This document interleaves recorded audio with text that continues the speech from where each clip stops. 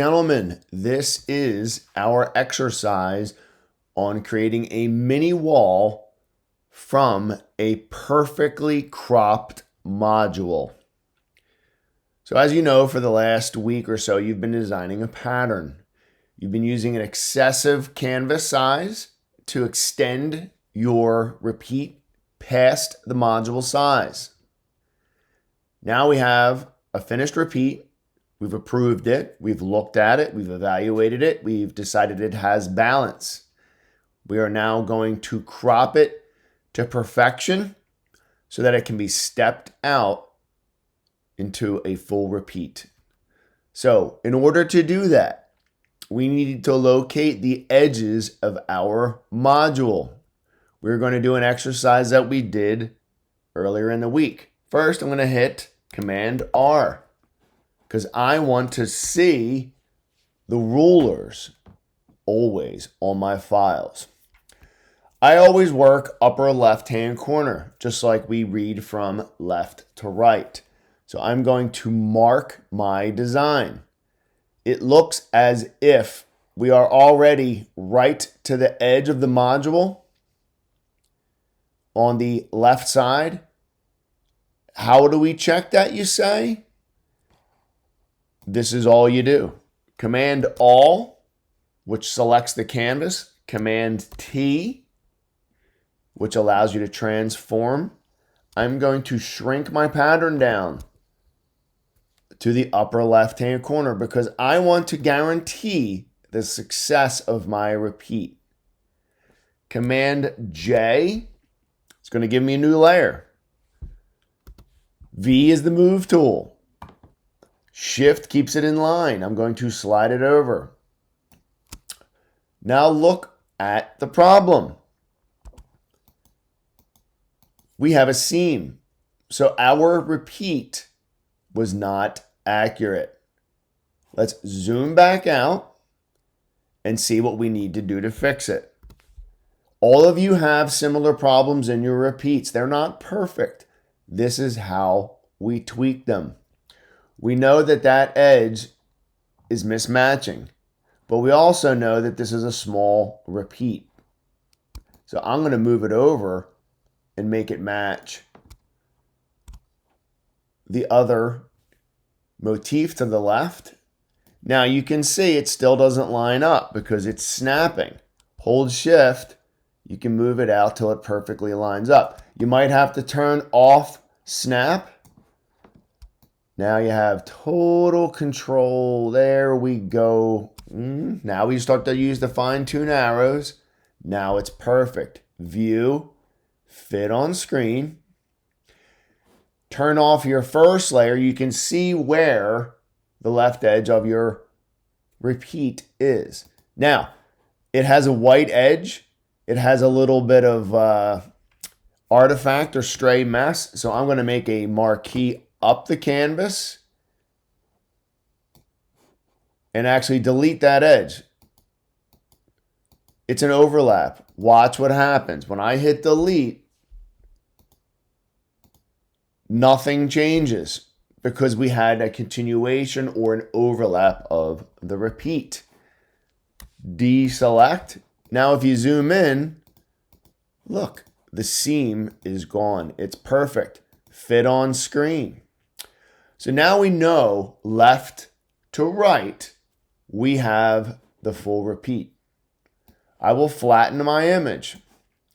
To be safe, I'm going to Command J, make a new layer, V for move, Shift and move down. Because I want to make sure I can match perfectly to this repeat. So I lowered the repeat. I'm going to zoom in.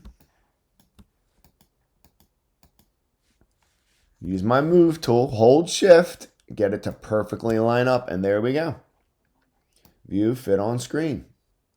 Now, turn off, because this is a low-res Google file, or maybe it is just a working file that has not been trimmed to perfection. Delete this little edge. Get a clean slice. Turn your pattern back on. Hide your ants. And now you know top to bottom, left to right, you have a perfectly matching repeat. Now, I know all of you are still a little confused on what that module is. This is not a module. This is more than a module.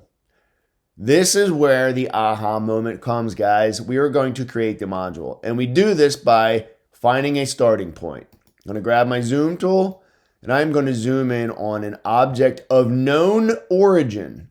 We can see the tip of this green flower head where it stops. We can also center our guide right at the very tip. So if I keep zooming in, you're going to start to lose. But we are picking the tip center for the start of our module. Upper left-hand corner. Now we know the module will move to the right. The repeat could stop right here. This is the width of the repeat. But because we're trying to make a larger selection, our wallpaper we have spoken about in class is about 20.5 inches wide by 21 inches tall. We are going to have 2 repeats in our module. We're going to bring this secondary guide over to this place. We are going to zoom in. We're going to move it. We are going to grab and center. If you want, use the hand tool to slide across. And look at these little areas. This little white area is to the left. We're catching the right side of it. Let's just see how accurate we are. Guys, this is about perfection. Whoops, I went past. Well, sometimes you can't see. Zoom out. And then zoom back in. And it looks like we are on that right side. Pretty perfect, top to bottom. So now we have set our upper left and upper right corner. We only have one more guide to make, and that would be the lower guide. We're going to bring that guide down from the top. We know we're trying to do the tips, but we must zoom in. Zoom in, see we're not on the tip. You must be perfect, right down to the tip. Notice again, to the left, this side of it moved. Fit on screen. And ladies and gentlemen, this is the perfected module. If I wanted to test my theory, I could get my marquee tool. I'm going to put my snap back on. So I'm going guide to guide. Whoops. Did you notice it just popped off? Always make sure. Guide to guide. There we go. We're snapped. I could now edit, define pattern. There it is. Select, deselect. Now, because it is a straight match, I can do this. I could not do this if it was a half drop. Let's just do this. Let's leave this canvas sit. Let's do a new one. Let's do custom 24 by 24. There it is. Plain piece of white paper. Edit. Fill. We're going to switch to pattern. It is there. Hit OK. Look at that. Absolutely perfect. Not a seam, not an edge, not a misalignment of any sorts. And now what you have, folks, is a mini version of your main pattern. That is a way to test. So let's just stick here for a minute. Let's just say you wanted to do it the old-fashioned way and step it out yourself. I might even ask you to do this. You are going to then again make that selection. You can just hit Command J. You can delete your background layer. You, at this point, can even delete your guides. Go to guides, clear guides. There's your module. Now, when we step out patterns, it's called making a mini wall. The mini wall is used to show the repeat, to make sure it's not tracking, and it can also be used to 3D map your patterns as wallpaper or fabrics in a room. And we will be doing that this week. So this mini wall is very critical. I'm going to shrink this pattern down because I want to use a few sections of it. Don't forget, guys, copy and paste in increments. This is one module. Put it up in the corner. Command J. Shift, slide across, boom, snap. Because we have snap on. Snap is going to give you a 1 pixel gap though, guys. So click 1 pixel more and that'll hide that. View fit on screen. I could merge down because I've already done one copy, because watch, Command J gives me the 2 locked, slide it over and snap. Check that seam.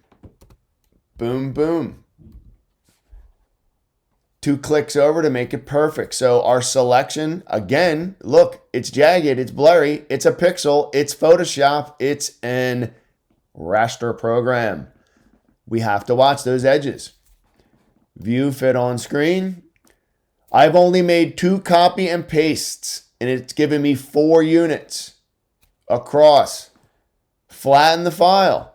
Command J. Shift and pull.